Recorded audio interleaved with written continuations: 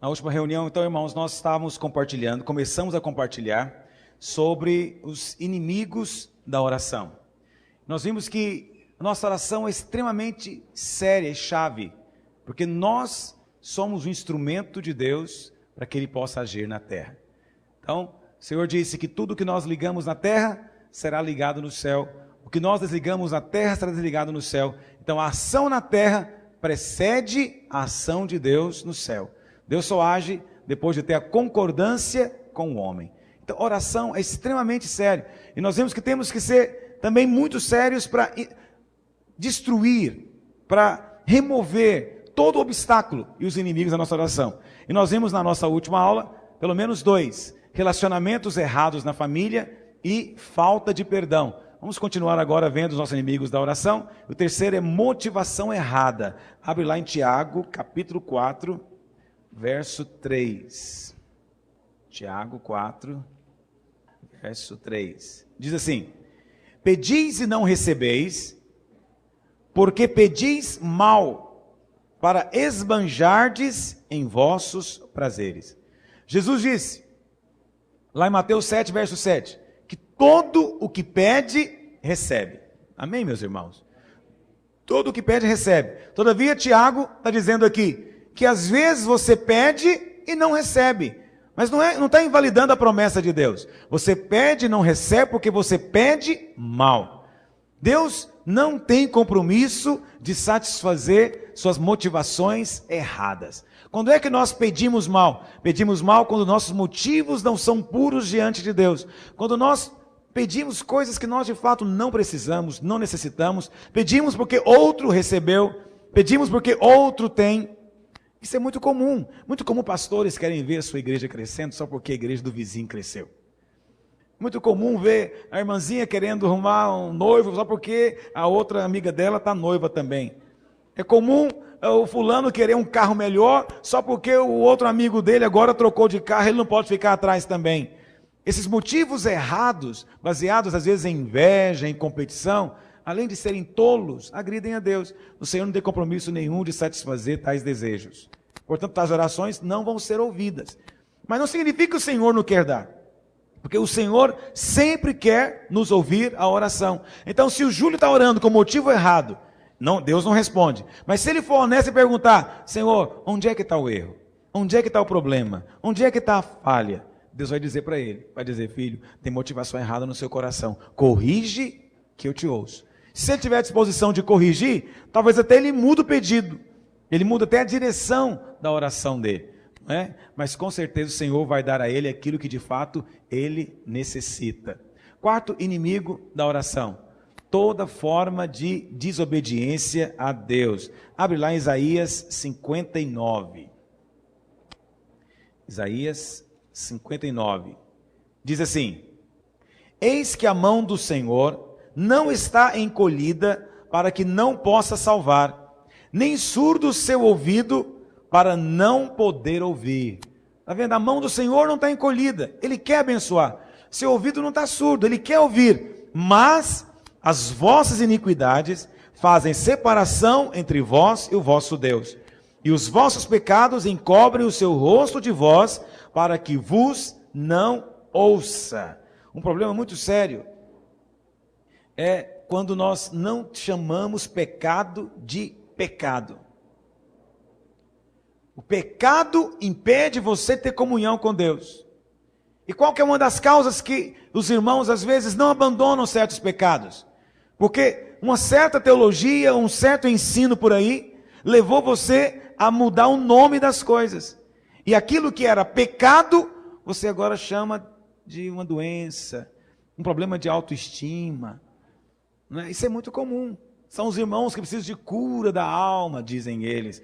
Então você encontra lá o Wendel, só uma ilustração, o Wendel é um homem de Deus, já casado, mas o Wendel é um boyzinho, quer namorar todas as moças da igreja. Começa com uma, termina com a outra e vai trocando de namorada. Mas aí, ele vai aconselhar, e aí o líder fala, o conselheiro fala, Wendel, tem problema de alma. Wendel, o que você está buscando encontrar namorando tantas moças assim?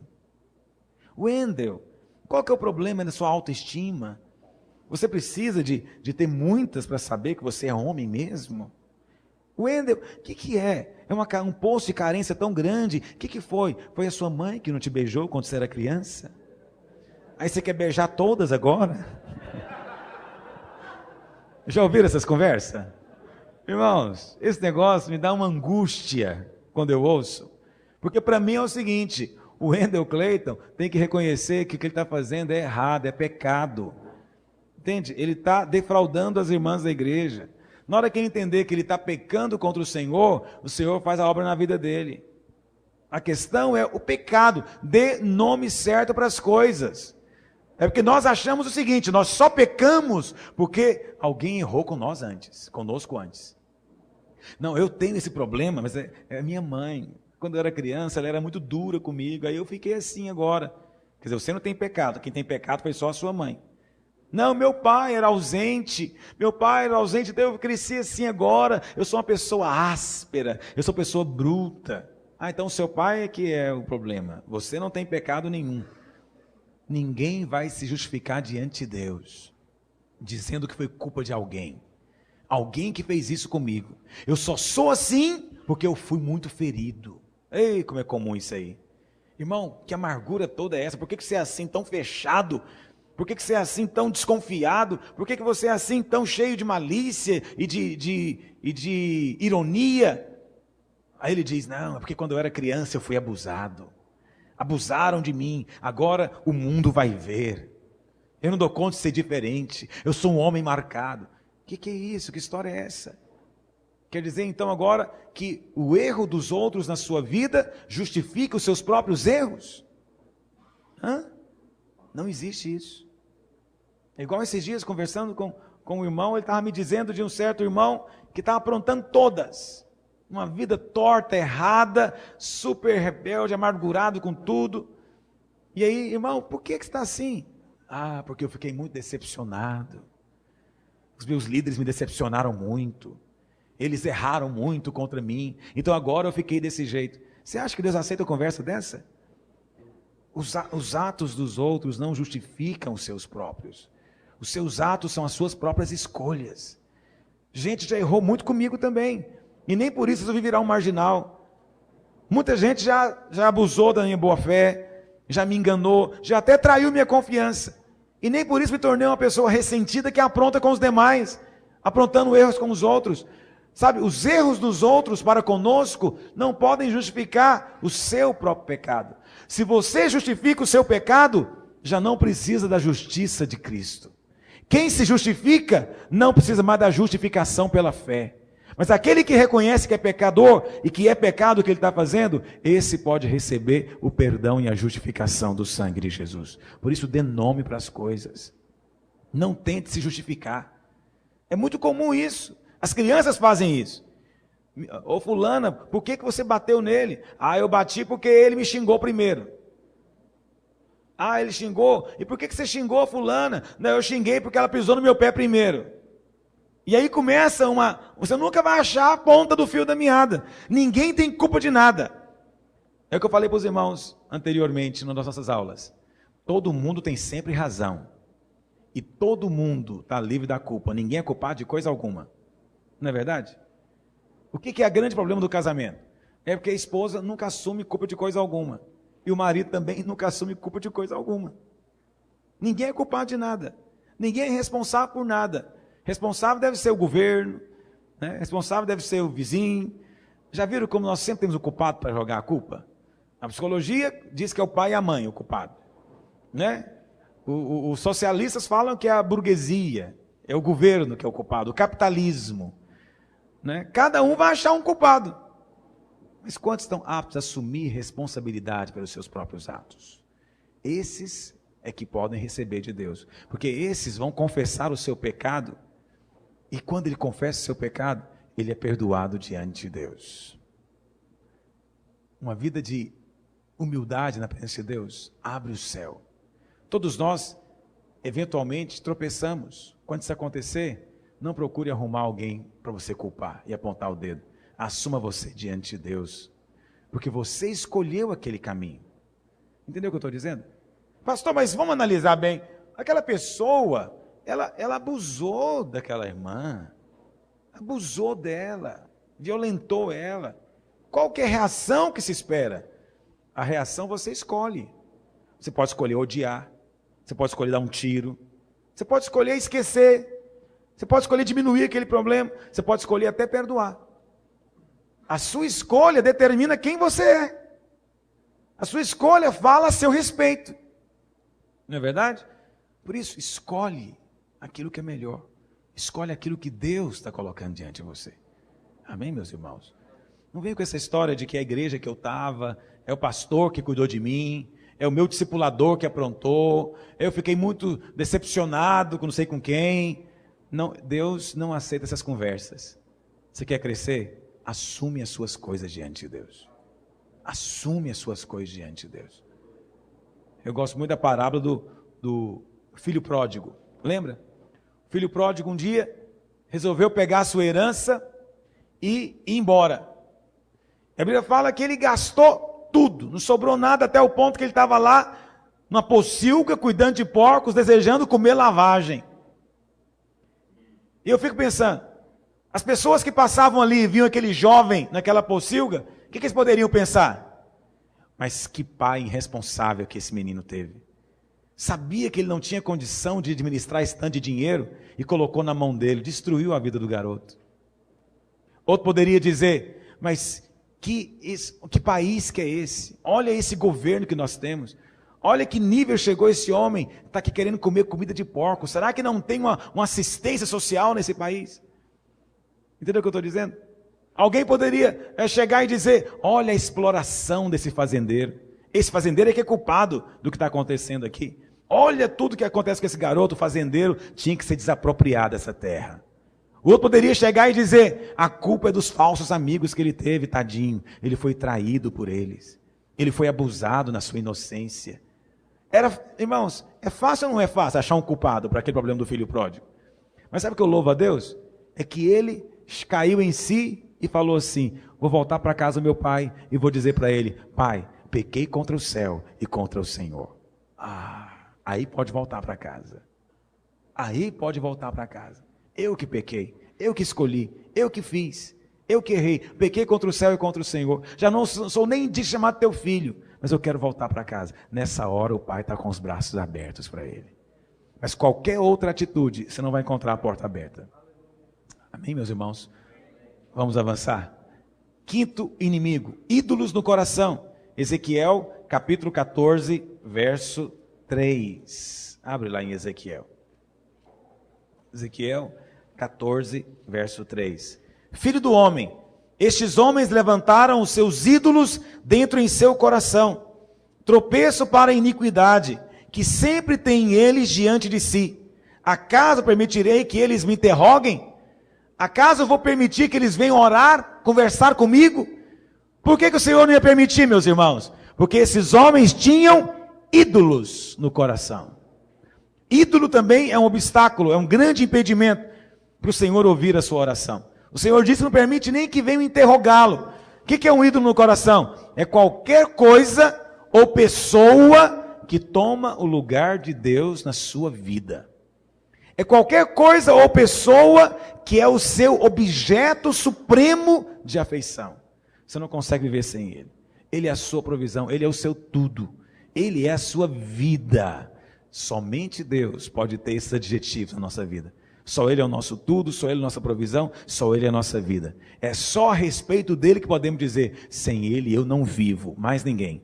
Falar isso a respeito do cônjuge é idolatria. Falar isso a respeito de filho é idolatria. Nós vivemos sem qualquer um, mas não podemos viver sem Deus. Há um lugar que Deus tem que ocupar na nossa vida que ninguém mais pode ocupar. Amém, meus irmãos? Agora, sutilmente, nós podemos colocar homens na posição de Deus na nossa vida, podemos ou não? Por exemplo, uma coisa que eu faço muito frequentemente. As pessoas vêm aconselhar comigo, eu sempre pergunto antes, irmão, você orou a respeito disso antes de vir conversar comigo? Não, pastor, não orei não, eu imaginei que o irmão poderia orar por mim, me dar uma direção. Eu falei, não faça isso. Por quê? Se você vai conversar com um homem antes de conversar com Deus, o Quem que você acha que pode resolver a sua vida? É Deus ou é esse homem? É o homem. Como você tem coragem de procurar um pastor antes de procurar Deus? Primeiro procura Deus. Primeiro vai orar, vai jejuar, vai buscar o Senhor. Depois você busca o homem. Não é errado buscar o homem. Só é errado buscar o homem antes de buscar a Deus. Entende o que eu estou dizendo? Essa é uma situação. E tem pastores que até alimentam isso. Alimentam, porque ele acha que ele é que é o intermediário entre a pessoa e Deus. Nunca coloque homem nenhum no lugar de Deus. Não ponha sua confiança em homens. Quantos têm ido trabalhar no campo missionário confiado no sustento da denominação? Vão ser frustrados. A denominação não é Deus. Confiado num outro pastor, também não é Deus, vai ser frustrado. Você tem que confiar em Deus. Não quer dizer que você não possa receber sustento e ajuda de homens. Mas a sua confiança está em Deus. Sua provisão, Ele é a sua fonte. Amém, meus irmãos? Qualquer coisa diferente disso é ídolo. Então não seja rápido para dizer que não tem ídolo no seu coração. E, como eu disse, tem muitas coisas sutis que às vezes nós colocamos no lugar de Deus. Nós descansamos mais a nossa segurança, às vezes numa pensão, numa aposentadoria, do que em Deus mesmo. Não é verdade? Por que alguns ficam tão desesperados quando perdem o emprego? Porque o emprego é que era a segurança dele, não Deus. Mas se Deus fosse a segurança dele, ele ia perder o emprego e ia dizer, bom, perdi um, vou ganhar outro. Mas Deus continua o mesmo, Ele não muda em nada. É Ele que cuida de mim. Isso não pode ser mera doutrina, isso é realidade. Mas muitos confiam mais no emprego do que em Deus. Confiam mais no recurso que vai vir de um homem do que em Deus. Tem mulher que confia que o seu marido vai cuidar dela. Entenda, o seu marido é apenas um canal que Deus usa. O seu patrão é só um canal que Deus usa. No final, na sua vida, tudo procede de Deus. Ele é que vai escolher as mãos que vão levar até você. Amém? Então, há muitas sutilezas com relação ao ídolo. Muitas sutilezas. Às vezes você pode desejar estar mais com certas coisas e pessoas do que com Deus. Naquele momento está sendo a sua afeição suprema. É misturado o nosso coração. Precisamos de luz de Deus para ver essas coisas. Deus sabe quando chega no nível intolerável. Deus tolera certas coisas em nossas vidas, até que nós cresçamos e possamos ver. E olha, nesses dias está aprendendo aqui a ter luz de Deus. Comece a buscar a revelação do seu coração. Antes que o Senhor exponha o seu coração ao vexame. Que o Senhor nos traga luz. Alguém diz amém? Amém. Sexto, falta de generosidade para com os pobres. Isso está lá em Provérbios 21, verso 13. Abre lá, por gentileza. Provérbios 21, verso 13. O que tapa o ouvido ao clamor do pobre, também clamará e não será ouvido. Também clamará e não será ouvido. Esse aqui é o princípio da semeadura e colheita. O que você planta, você colhe. Plantou, vai colher. Essa aqui é a questão. E que é extremamente sério. Qual que é o princípio da semeadura e colheita? É que houve um dia em que alguém clamou você. Alguém te pediu ajuda. Alguém falou, se estendeu a mão para você para pedir, e você simplesmente tapou os ouvidos e virou as costas. Aí, por uma questão de justiça celestial, quando você clamar, uma hora dessas, você vai ter que ter o mesmo tratamento. Não vai ser ouvido. Eu sou muito sério com essa questão das pessoas que vêm clamar ajuda. Eu sou muito sério. Eu não posso resolver a vida de todo mundo, porque eu não sou Deus, só o Senhor é Deus. E eu não quero ser Deus na vida de ninguém. Mas dentro dos meus limites, eu quero sempre poder estender a mão. Eu fui criado, eu tenho medo, eu vou ser franco com os irmãos, eu fui criado com a teologia que foi gravada na minha mente, e eu não consigo soltá-la. Eu me lembro quando eu era criança, a minha mãe, minha avó diziam para mim, às vezes Jesus aparece disfarçado de mendigo. Quem já ouviu isso? E se não é Jesus, pode ser um anjo. Às vezes ele manda um anjo disfarçado só para testar você. Então você precisa de ser bonzinho. Eu até tento às vezes tirar isso da cabeça, mas sabe quando é negócio assim que ficou lá no fundo? Então tem dia que de vez em quando alguém bate no vidro do meu carro, eu falo, Senhor, será que essa criança não é um anjo disfarçado? será que esse menino aqui não é um teste do Senhor para mim? Então eu faço uma coisa, eu fiz um propósito com Deus. Toda moeda que eu ganho, eu guardo. Minhas moedas eu dou para os pobres. A Bíblia fala que em Israel, quando alguém plantava uma plantação de qualquer, ele poderia fazer a colheita, mas ele não poderia voltar para fazer aquela colheita minuciosa, entende? Então isso que sobrava atrás é chamado de rabisco. Então ele vinha colhendo. Então aquele cacho de uva que ficou para trás, aquele que caiu no chão, tinha que ficar. E não podia fazer o pente fino.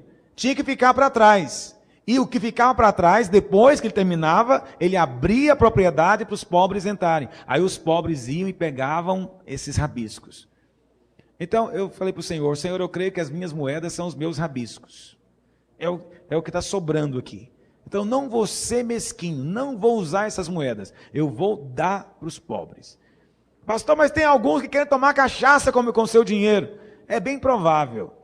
É um risco que eu vou correr. É bem possível. Né? Apesar que às vezes não dá também, não sei quanto é uma dose de cachaça, mas não deve ser muito caro também, né? Pode ser que ele venha fazer isso, usar mal, pediu para uma coisa, vai usar para outra. Talvez a gente quer me enganar, a gente safada. É possível, mas diante de Deus eu fico justificado. E o Senhor diz, você deu, você vai ganhar a recompensa. Ele roubou de você, ele tocou no menino dos meus olhos. Esse é um problema sério. Já estava pobre, vai ficar mais miserável ainda. Não posso fazer nada sobre isso. Não é? Então o que eu faço? Tem lugar no meu carro lá, que eu deixo as moedas lá dentro, e às vezes vai juntando muito. Às vezes fica lá 30, 40 reais de moeda, o carro anda, fica aquele monte de barulho. Não é? Porque às vezes demora eu ir no centro, raramente eu vou no centro, e normalmente onde eu vivo não tem sinaleiro, no carro não para hora nenhuma, então ninguém pede. Não é? Mas às vezes acontece também de eu alegrar o coração de alguém. Eu estava indo para o aeroporto esse tempo atrás, e tinha uma mulher com um bebê, devia ser umas 5 horas, 6 horas da tarde, estava escuro, e chovendo, chuviscando, e ela com o bebê no colo, batendo no carro. Eu falei, minha filha, quanto você quer para você ir embora? Quanto que você ganha aqui? Ah, não sei não, uns 10 reais. Eu peguei minhas moedas todas, coloquei num saco, isso tudo no sinaleiro, e falei, se eu te der isso aqui tudo, você vai embora com essa criança? Ela falou, vou, se eu me der, eu vou embora agora. Eu enfiei a mão e falei, então leva esse negócio. Mas se eu voltar, se estiver aqui, aí você vai ver comigo. Claro que eu não ia voltar, né, irmãos? Eu tenho tempo para essas coisas. Mas eu tinha que falar alguma coisa para ela, né? E eu dei para ela, eu sei que essa mulher saiu com esse menino, ela saiu meio que escondendo. Devia estar escondendo de alguém, né? E debaixo da chuva, escondendo aquele negócio assim. Fico pensando, acho que ela ganhou o dia. Acho que ela pensou assim, ele era um anjo disfarçado. Porque tem o inverso também. Ele é que era um anjo disfarçado. Muito melhor assim. Você é generoso para com o pobre? Ou você só dá para a igreja? Eu só dou dízimo e oferta na igreja, mais nada, mais ninguém. Pobre não tem vez na sua vida. Cuidado, querido. Deus às vezes coloca pessoas pobres na sua célula só para testar você. Eu sei que tem célula que só tem pobre. Mas na minha igreja tem algumas células de gente de classe média para cima, que de vez em quando aparece um pobre lá. Aí, esse tempo atrás, até me procurou um líder, falando, pastor, o que eu faço? Eu queria pegar esse membro da minha célula e levar ele para uma outra célula perto da casa dele. Porque toda quarta-feira tem que levar ele em casa. Eu falei, ele mora longe? 20 quilômetros. Aí eu falei, ele mora não, ele realmente longe. Mas o irmão quer estar lá. Claro que ele não é bobo nem nada. Ele quer ficar onde todo mundo abençoa ele. E toda quarta-feira tem uma escala para levar ele em casa. Todo mundo tem carro, só ele que não tem. Aí o povo fica com dó. Todo mundo está com... Nessa célula, eles têm até guarda para vigiar o carro na porta. O pessoal que vai lá tem vigia de carro na porta. Esse é o único que não tem carro na célula. Eles ficam com vergonha de deixar ele no ponto de ônibus. Aí eles fizeram uma escala para levar. Mas o assunto está ficando pesado. O que a gente faz? Eu falei, não sei não, irmão. Não sei o que você vai fazer. Isso aí você vai ter que orar. Porque pobre é perigoso. A Bíblia fala que Deus é o juiz dos órfãos, das viúvas. Deus é que cuida desse povo. E se você... se você fizer algo errado com eles, eu não quero nem saber o que vai acontecer. Você nem me conta. Eu sei que esse irmãozinho está lá até hoje. A família inteira. Ele vai com ele, a mulher, os filhos, vai todo mundo para a célula. Eu não sei como é que ele faz. É uma viagem para ir para a célula. Mas para voltar é um passeio. Ele está em casa, em 10 minutos ele está em casa. Diversão para ele. Por que Deus faz isso? Porque você tem carro, você tem. Você tem, você pode. Não é que na célula todo mundo é pobre, ninguém liga. Todo mundo vai para o ponto de ônibus depois. Vai uma festa, né? O Senhor às vezes faz isso. Se o Senhor fizer isso com você, abra-se para ser aprovado no teste. Deixa eu avançar. 7º inimigo, dúvida e incredulidade. Abre lá em Tiago, capítulo 1, esse versículo sério. Nós já falamos aqui sobre o primeiro princípio de andar no Espírito, que é andar em fé. Então não vou me deter tanto, que os irmãos já sabem. Mas é sempre bom lembrar, incredulidade e dúvida é o nosso 7º inimigo da oração. Olha o que diz no Tiago 1, verso 5. Se, porém, algum de vós necessita de sabedoria, peça a Deus, que a todos dá liberalmente, e nada lhes impropera, e ser-lhe-á concedida. Mas olha, presta atenção, peça, porém, com fé, em nada duvidando, pois o que duvida é semelhante à onda do mar, impelida e agitada pelo vento. Não suponha esse homem que alcançará do Senhor alguma coisa. Quem é que não vai alcançar do Senhor nada? O incrédulo. O incrédulo não recebe nada. A dúvida rouba a bênção de Deus e ela é fruto da nossa ignorância da palavra de Deus. Mas lembra daquela frase que eu te falei? O incrédulo chama Deus de mentiroso. Deus não pode ouvir a oração de alguém que é incrédulo. Por quê? Porque essa oração o desonra. Deus só pode honrar aqueles que honram a Ele. Primeiro você honra a Deus, depois Deus honra você. E a maneira de você honrar a Deus é declarando, é fiel, é verdadeiro. Entende? Deus é fiel. O que Ele falou é a verdade, vai se cumprir. Essa é a maneira como nós honramos a Deus. Incredulidade é a voz do diabo. O inimigo sempre procura fazer-nos incrédulos para que não recebamos a bênção de Deus. E o último inimigo que quero compartilhar com você é depender da fé do outro.